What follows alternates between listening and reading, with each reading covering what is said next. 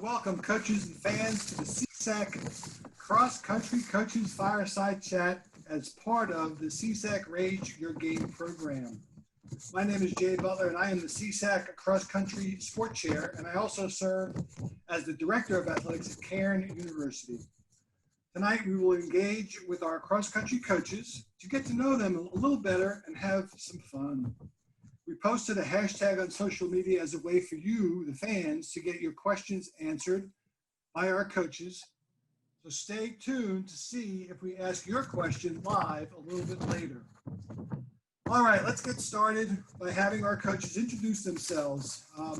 We will go in alphabetical order. So all you're going to do is you're going to tell us your name, school, how many years you have been coaching at your school, and share with us your favorite athletic memory, either from your playing days, running days, or from your coaching experience. So we'll start with my own co-coaches who are on the call tonight. Christopher Palladino, you can go first, followed by Alyssa Hampson. Okay, I'm Christopher Palladino. This is my first year coaching here at Cairn University. I've been a professor here since 2006. My background actually, I came to cross country through playing and coaching soccer in Lynchburg, Virginia, well, coaching soccer in Lynchburg, Virginia, and then ended up coaching cross country on a whim and fell in love with the sport immediately. My favorite running memory in terms of my own running is probably competing in the Hellgate 100K plus down in Central Virginia. It's a midnight start. The second year I ran it, I didn't realize this could happen to people, but the wind chill was below zero and people's corneas froze and called temporary blindness. So that did not happen to me, but I was like, wow, this is a pretty intense sport. It was only my third or fourth ultra at the time. And since then I've run many others, and I just have learned to be so fond of being on trails and in isolated areas, and it's meant a lot to me. Hello, my name is Alyssa Hampson, and I am the associate coach for cross country at Cairn. This is also my first year coaching. However, I did run for Cairn for 4 years, so I have experienced the student athlete side of it, and I'm excited to be venturing into the coaching side of it now. My favorite athletic memory from running, it's actually pretty recent, and it's related to Chris. I've recently gotten into ultra marathoning because of Chris, and I recently ran a 50K in February, and it was just something about running that long on trails, often alone, and there was just something I really enjoyed about it, despite running it with a blown out knee. Thank you very much. Next up is Cedar Crest. Hi, so I'm Alec Duncan. I'm the head coach of cross country and track and field here at Cedar Crest College. This is my 5th year at Cedar Crest. One of my best memories from the coaching side of things, we took 3rd at last year's cross country championship, and I had a team comprised of almost all freshmen. So that was pretty exciting to have such a young squad that came in and stepped up big time at a big meet like that. Great. Clark Summit. Hello, my name is Susanna Haynes, and I'm the head cross-country coach at Clark Summit University. This is my 4th year coaching there, and my favorite coaching memory would be last fall when our women's team won the CSAC championship. I just have such great memories of that day. Awesome. Keystone. Hi, I'm Ian Hankins. I'm the head coach here at Keystone College. This is my first year at Keystone. I started the day everything shut down due to COVID. I've been coaching at the college level for 10 years, and this is my 3rd head coaching stop. I was at Potomac State and Catholic before Keystone. And I have many favorite athletic memories, especially all my trips to national. It's a unique part about my coaching career is I've made the national championships at every level, high school, JUCO, NAIA, and the NCAA. But what stands out most is taking my squad at Potomac State when we were in our second year as a program. And we ended up having the individual national runner-up and finishing fourth as a team in Massachusetts, where I thought it would be really cold, but it turned out to be a hot 70-degree day. So that's probably the highlight of my coaching career to this point. And our final introduction comes from Notre Dame. Hi, I'm John Caslin. I'm started at Notre Dame as a cross-country coach in June, but this is my 37th year of coaching, and the stops at Goucher College for the last 26 years. I was at Goucher College. Before that, I was a high school coach. My biggest moment probably as a coach was in 2000, having Jeff Olenek finished 7th in the country at the Division III National Championships. So the first cross-country All-American at Goucher. So that's outstanding. Well, fans, you see who you have in front of you today. We're going to get started with some questions that the CSAC office has put together. We're going to go ahead and randomly pick coaches to go through just to get different flavor from first through the final contributor. So question number one, this is for all of you. What do you enjoy most about being part of the cross-country community within the CSAC conference? And we're going to start with Ian from Keystone. Well, I'm undefeated, so that's pretty nice. Amen to that, brother. I would say everybody's been so welcoming since I started at Keystone, and it's really nice to see some familiar faces within our cross-country and track conference with John Caslin at Notre Dame and Brian over at Gallaudet. So it's nice to have some friendly rivals in the conference. We'll go to Cedar Crest and Alec next. I think what I found most exciting is the opportunity for growth. Since I came here, just seeing the way the competition's evolved has been great, and kind of going off of the cross-country track, but adding track and field as a conference and, as a school, and seeing some more schools add track, that's been really exciting. I think ultimately that'll just lead to some more exciting championship races and individual battles, and ultimately, team battles as well. Next up, we have Clark Summit, Susanna. What I probably like the most is how the CSAC is a little bit smaller, so it allows you to get to know the coaches and the athletes a little bit more. It's just nice to see how everyone supports each other, even people that aren't on their teams. And a lot of my athletes have built relationships with people from other teams. So it's just a nice, supportive atmosphere. John from Notre Dame. well. I'm looking forward to just being a part of the conference. I find that what always holds true, no matter what happens, is that the conference and the conference coaches are consistent and continue to move forward. And I'm looking forward to being part of that. Outstanding. And finally, we'll allow either Christopher or Alyssa to take this question on behalf of Karen. I will take it since I've been part of the CSAC as an athlete, at least. But I'll just echo Susanna. I really enjoy the small nature of the CSAC, and like she said, it really allows us to get to know each other and to support each other, even though we are competing against each other. One of my favorite memories from when I was running as a student athlete was after one of our invitationals, we had a picnic with CSAC schools. So that was really fun to partake in and get to know some of the people that we run with. Awesome. We're going to get a chance to get to know these people a little bit closer now. And question number two, very simply is, name one fact about your athletic background that your team doesn't know. So that's a fun little question, and we'll start with John at Notre Dame.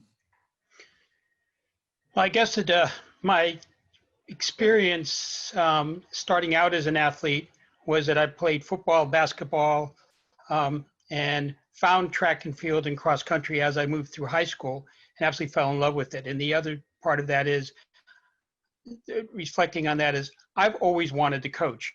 And one of the aspects of growing up was I was really intrigued by watching coaches and watching strategy and how they did that. And that's always stuck with me as how that to me is the most exciting part, is trying to make it all work. We'll go with Christopher at Cairn. So I was about 28 years old when I ran my first race. I didn't understand why people would run something and pay money without a ball. To me, I didn't get that. Again, I came to this through playing soccer. I ran as fast as I could because I thought that's what you do. It was a 10-miler. My first couple miles were all around, I was in like the top 100, about a couple thousand. And then I hit mile 5.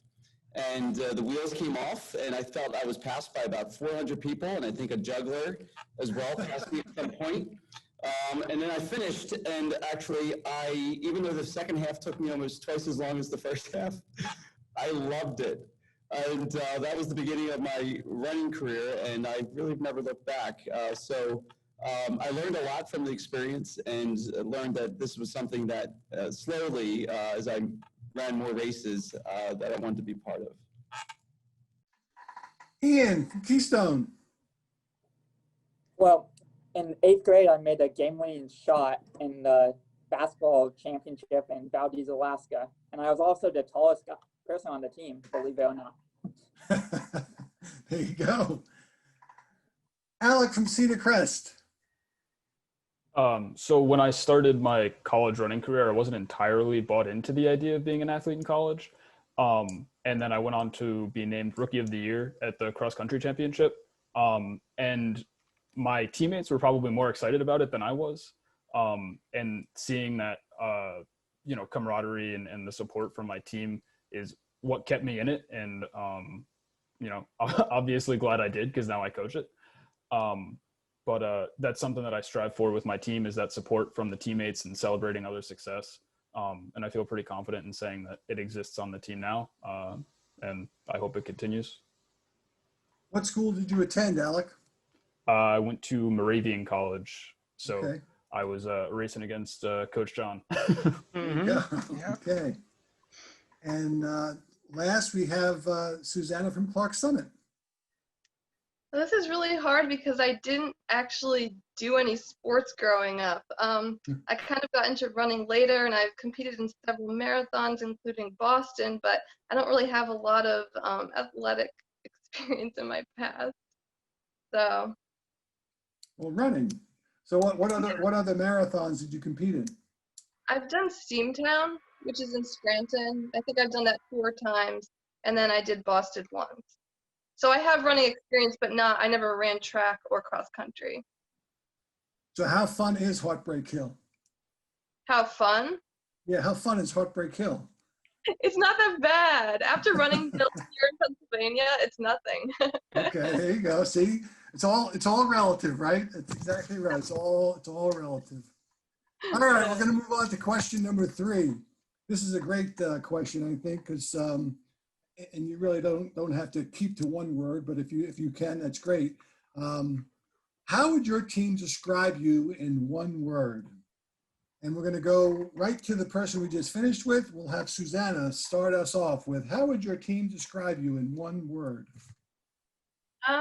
It's hard, but I would say passionate. Why do you say that? Because I'm very passionate about the sport. Like, I really enjoy coaching. I'm always pushing them to try to do their best. And I think in general, I'm a pretty passionate person about life, and it kind of carries over into my coaching. Great. John from Notre Dame. Great question. Since I've only met with them online, it's the program itself, though. Patrick Donahue's done a really nice job of incorporating. They would say they are very, very much a family, and they're looking for guidance from coaches. And hopefully, I know that they hope that the coach that they have really understands a Division III student athlete, and I hope that's what I bring to it. Great. Ian from Keystone.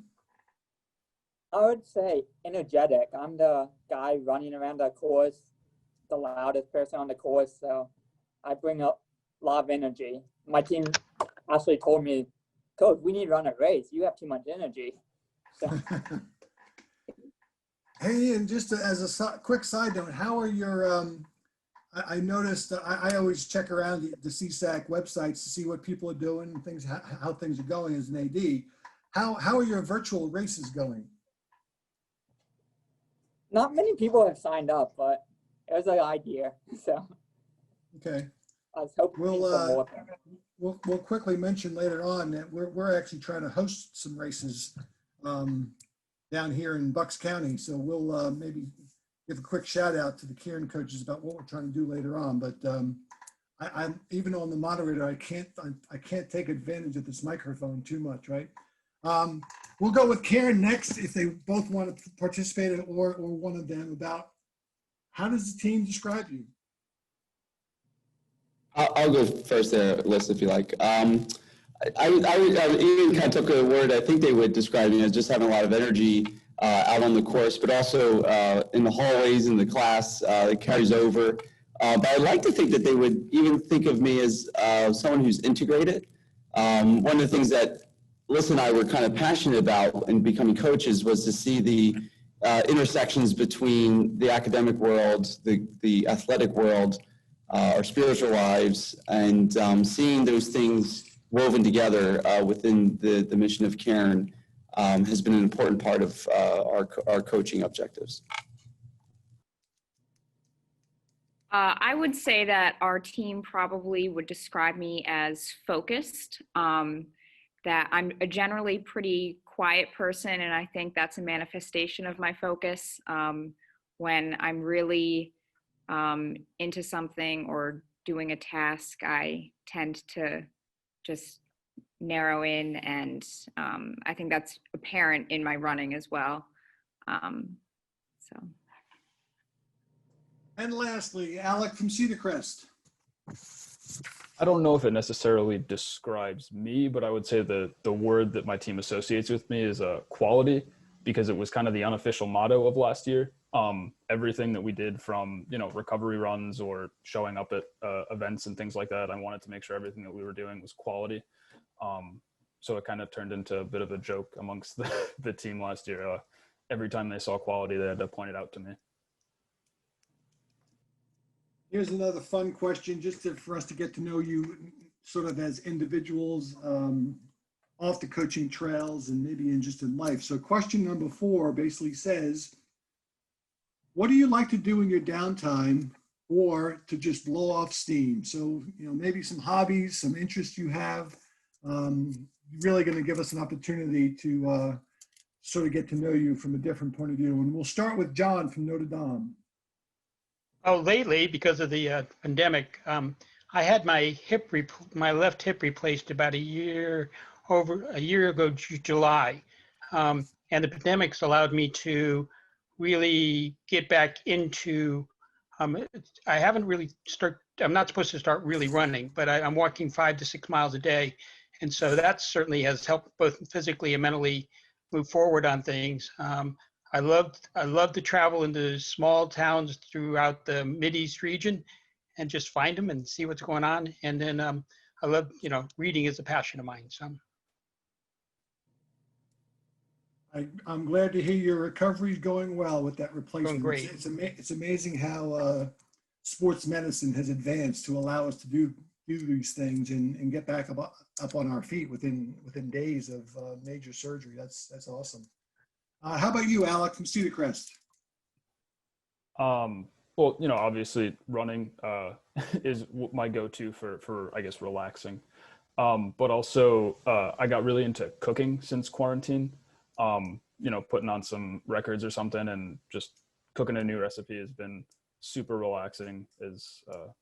Whatever the result is, it's always positive because you get food at the end. So what recipe are you bringing to beat Bobby Flay in his show? I don't know. I've been using Shalane Flanagan's cookbook quite a bit. So probably anything from there would be both very healthy and very good. Why am I surprised you're using her cookbook? I mean, come on. You're not using a cookbook by Paula Deen? Come on now. Yeah, no Guy Fieri for me. All right, next we're going to go to Ian from Keystone. I like spending time with my family, watching my Washington Nationals. It was pretty cool being in DC last year when they won the World Series. And I enjoy spending summers at my in-laws in Lewis, Delaware, because after coaching 6 sports, you really need that downtime in the summer. Not a bad place to go to. Good idea. How about Susanna from Clark Summit? Well, like Alex said, I love to run. That's like my #1 thing to do to relax and just distress. But also in the wintertime, I love to ski. I'll do that when I can't get out to run as much. And I also love to bake. Baking is one of my favorite things to do. So, yeah. So my address is 200 Manor Avenue, Langhorne, Pennsylvania. I'll take a care package of baked cookies anytime, Susanna, okay? Yeah, sounds good. And finally, we'll go to the Karen coaches, whoever wants to go first. I'll go first. Something that I really like to do to relax, and it's just something that I enjoy, is traveling.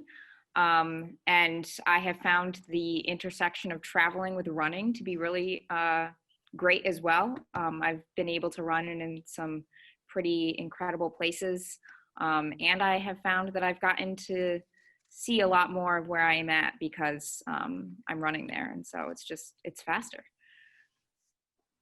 Are we going to see you on TV anytime soon in one of those reality shows? Like, what's the name of those shows? Oh, The Amazing Race. Amazing Race, there you go. No, that's not my philosophy of travel. Okay. Even though I'm running, I'm not, it's not a jump to jump thing. There you go.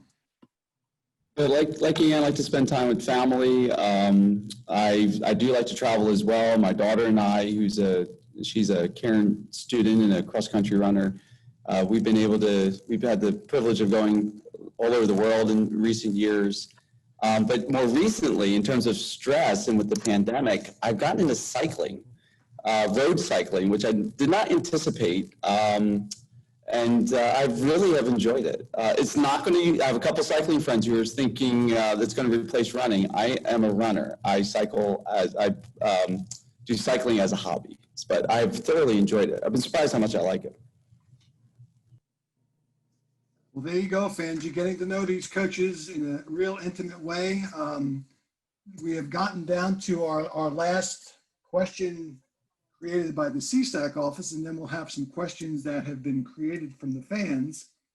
So question number 5, our last question, and I always love this one because being an athletic director, I like to believe in my life in the last 30 plus years of being in higher education that maybe I've played a role of being a mentor to some student athletes and coaches. So for you all, who is your sports mentor, and why did that person have such an impact on your life? And we'll start out with Ian from Keystone. I have a few mentors, but I really have to give credit to the success of my career to the late Zach Kindler, who was my mentor at Baker University. He is the one who gave me my first coaching job in the college level after applying to over 100 schools to try to be a GA and get my foot in the door somewhere. I even was right before my Baker interview, I got turned down by the conference rival Central Methodist University. So Zach brought me out to the great Midwest. I didn't know much about the Midwest. I have some family out there, but so Baker was really on the cusp of being a conference power when I arrived, coming off a women's cross country championship, men's track championship, and I was given full control of the cross country and distance program because Zach really trusted me and he really believed in me. So he gave me more and more day-to-day responsibilities with the budget, the recruiting, promoting on social media, which was kind of new at the time, and serving as the meet director for the cross country and track meets. including the conference championship where Ashley Snowden, we had shoveled the track at 6 a.m. So he wanted me to be a head coach, and he really pushed me because he saw my natural born ability to lead and coach the distance runners, developing athletes into national caliber athletes. And sometimes it was tough love, but it was exactly what I needed. At the end of the day, he's the one who believed in me first and always believed in me. And he always began each day asking how I was, how my family was, and he continued that after my time as a GA was up. And we built a national power, really. We won 10 conference championships, got 10th at nationals in cross country, 5th in track. But unfortunately, Zach passed away when he was only 35 years old due to an undiagnosed tumor. He actually passed away a week before I started as the head coach at Potomac State, and he left behind a wife and 3 kids. And ironically, my other mentor that really got my start in coaching, Walt Klein, was Zach's throws coach at Fort Hays State in Kansas. I was coaching with Walt in the DC area at my alma mater in high school. And then I would also be remiss if I don't mention the legend Catholic University's former women's coach, Joe Fisher. He's really why I'm at Keystone right now. He has a foundation for first-generation students, and he really has the mission to get them going to college. So, and at Keystone, that they have the opportunity to really work with the first-generation students. So it's my hope and goal to live out Joe Fisher's mission here at Keystone. That's outstanding. How about you, John, at Notre Dame? I've had the opportunity to work with some amazing assistant coaches and of course, coaching as long as I have, amazing Division III coaches. But as I think about mentoring, especially as a college coach, I had the opportunity to work with Jeff Miller as the athletic director at Goucher for 24 years. And Jeff epitomizes everything that is right about understanding Division III and the student athlete, making sure that each student athlete is taken care of, that each student athlete is cared about. Most amazing athletic director I ever met that knew every name of every student athlete that walked in the building. And not only did that, got to know every student. So the learning curve for that was tremendous. And the other piece was understanding as a mentor that he wasn't always just there. He was extremely there in the tough moments. I've had the unfortunate situation to have 2 student athletes over 24 years die by suicide. And Jeff and I, it was a perseverance. It was a learning and having someone there that cares. And hopefully that's what I've learned about coaching at Division III is what I've learned from Jeff. So. Well, I'm fortunate to know Jeff personally myself, and I would agree with you 100%. But I actually thought maybe you were going to say Sally Baum. Well, Sally and I are best of friends, and yeah, Sally. I have lunch with Sally about once a month right now. So so. I know those folks. It was an interesting finish for both of us at Goucher. So. Sure. Yeah, I know those folks over at Goucher because I spent some time at St. Mary's College in Maryland. I spent some time at Hood College. And so obviously we would always compete against Goucher in different sports. So great. We've got Susanna from Clark Summit next. Well, my friend Rob Aarons, who is the head cross-country coach over at Marywood University, which is like 10 minutes from Clark Summit, was the person that got me into coaching, and I've always been able to go to him with a lot of questions, and he just helped me out a lot. I admire him as a runner, and as a coach, he's done a lot for his program, so I would say I really just look up to him and admire him as a coach. Great. How about Alec at Cedar Crest? I would have to say my college and cross country and track and field coach, Jesse Bauman over at Moravian. He's built an incredible program over there. And he's someone that I can go to with, every and any question. I think when we hosted our cross country championships back in 2018, I think I was on the phone with Jesse every other day with questions about everything from how do I get porta potties to what kind of paint should we line the course with. So yeah, he's certainly someone that I've been able to turn to with all of this, and you know, definitely admire as a coach. And we'll finish up with our Cairn coaches. Yeah, I can go first, Alyssa. For me, there's two coaches. I mean, I've had many from different sports, but they stand out. And the first one was my dad. He was really my first coach who made me think for the first time about becoming a coach and seeing what it took as someone who dedicated his life to, or his coaching life to helping kids learn how to love soccer and love a sport that went beyond just playing it. What it meant to really live out that love of sport. And the other one was, and my dad actually, the ironic thing was when I became a high school soccer coach in Lynchburg in a public school called Heritage, my dad became my assistant coach in his retirement years before he passed away, and that meant a great deal to me. The other one was I played for the Pennsylvania State select team for a number of years as a soccer player, and the coach there, Richard Sorkin, really taught me how to treat athletes as individuals and to get to know them individually. I think out of all the coaches outside of my dad, he knew how to coach me, and he knew that the things that might have worked for another athlete wouldn't have worked for me. And I think that just inspired me in all the years I've coached both soccer and cross country to really get to know the athletes and the students individually. And the friendships and relationships I can grow from that, because he became a really dear friend of mine over the decades. At the risk of putting Chris in the spotlight here, I would say that recently Chris has really become my sport athletic mentor by introducing me to the world of trail running and ultramarathoning, and really helped me rejuvenate my love of running that I felt like I had lost for a couple of years.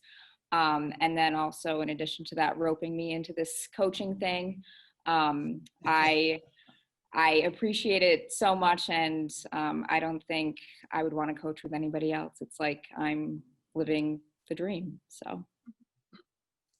Well, what a great thing to hear. You know, that's one of the things that we all are in this athletic profession because we love to impact the lives of the young kids that we're coaching, right? And just to hear those stories from each of you and of people that made a difference in your life is very inspiring. So 2 questions that we have, and I think Adrian has a third. The first question came from the Keystone Athletic area. And the question, and this is, you all can answer if you'd like. I'm not going to call names, but if you have an answer to this question, you want to share it, fine. If not, that's okay too. So the question is, what is the funniest thing that has ever happened to you while you were on a run?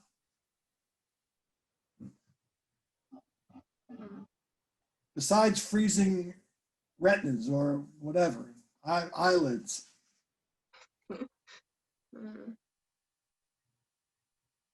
I don't know where to begin with the list, but the first thing that came to mind was last summer I was stung on my uvula by like a wasp, and it swelled to the point where I struggled swallowing and breathing.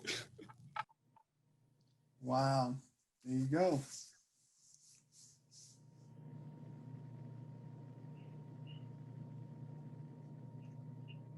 Anybody else have any funny experiences?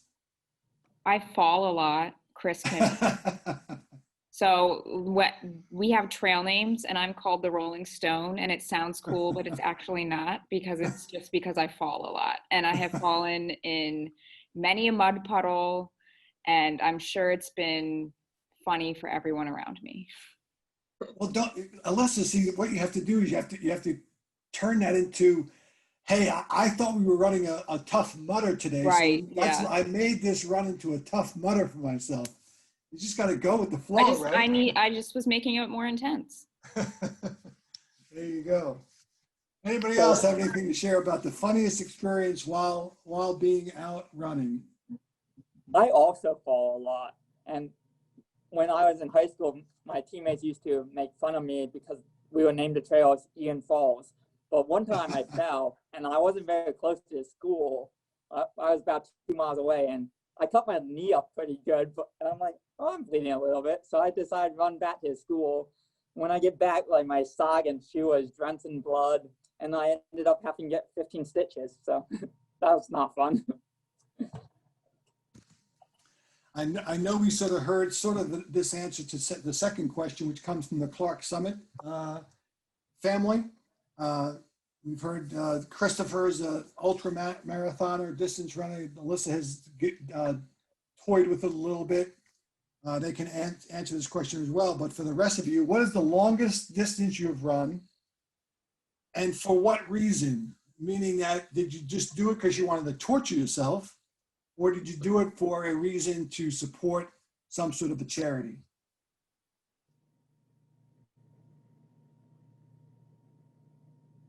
I'll go first. It's not that exciting. I just did a 15 miler for a long run, I guess the summer going into my senior year. I knew I had to get in a good long run, so 15 it was. I had one of those 10 miles that turned into a 22 miler one time, but you know. I want to hear that story. Would you get lost? Yeah, it happens. It sure does. So we know Suzanne has done a couple of marathons. Yeah, I've done. Oh, sorry. Go ahead.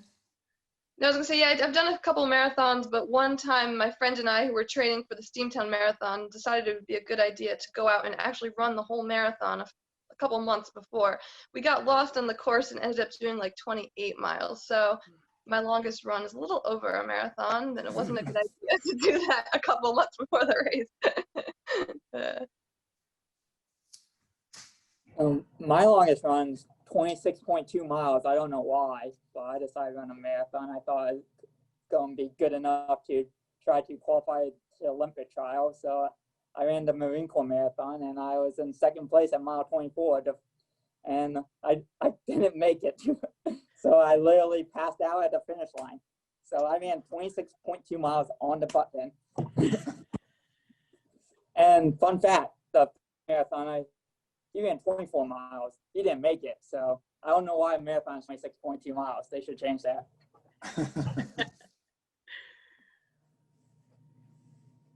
Okay, well, Adrienne has joined us back, and I think she's got one other question potentially. Is that correct, Adrienne? I do, and I think some of you have also touched on this a little bit, but I think it'll be a good way to wrap things up.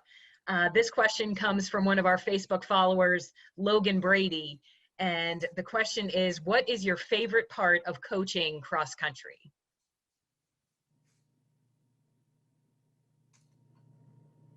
Watching the student athlete improve. Cross country is a sport that allows every student athlete the opportunity to improve. Doesn't matter where you start, it's where you finish, and every one of them can get better, and some of them get way better, and some of them get better, but everybody has the opportunity to improve, and it's what you bring to the table and where you go from there. Yeah, I would agree with John. I coached soccer in Lynchburg, Virginia, and Central Virginia is played in the spring. And so I coached both seasons for a while, and cross country was new to me, starting in like 2000, 2001. And what I loved about it is exactly what John's describing. And to the point where I gave up soccer, even though it was part of my life for so long. I drank the proverbial cross country Kool-Aid. I love seeing people do hard things that they didn't think they were capable of. Recruiting kids right out of my classroom, at one point we built a program that had about 45 runners, and seeing kids who never ever even thought themselves as athletic doing things that they were just so proud of, even if it was just simply breaking 30 minutes for a 5K. And so celebrating those individual runners and getting to know them in those hard places and seeing them overcome those things and see how that plays out in their lives for the rest of their life. It's just really inspiring. And so, yeah, I've loved cross country since. So, John, you speak it well. Yeah.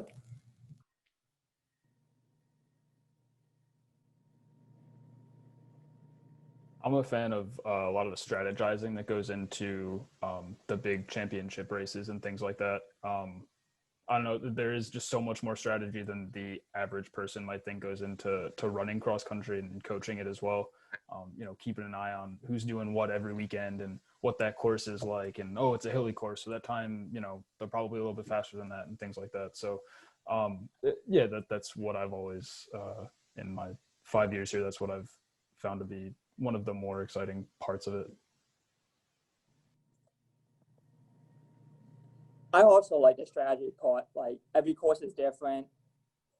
Every times don't really matter in cross country. It's just about creating a culture, a family type atmosphere. I love the family part of cross country. Like, you really come together as family. You know, you're each other's best friends. And it's just a really close group of people working to a common goal, and knowing that it's really not an art of recruiting a cross-country athlete as compared to a track athlete. Like, you don't know how good somebody's going to get when they come out of high school. When you get them to college, it's all about the development and the strategy.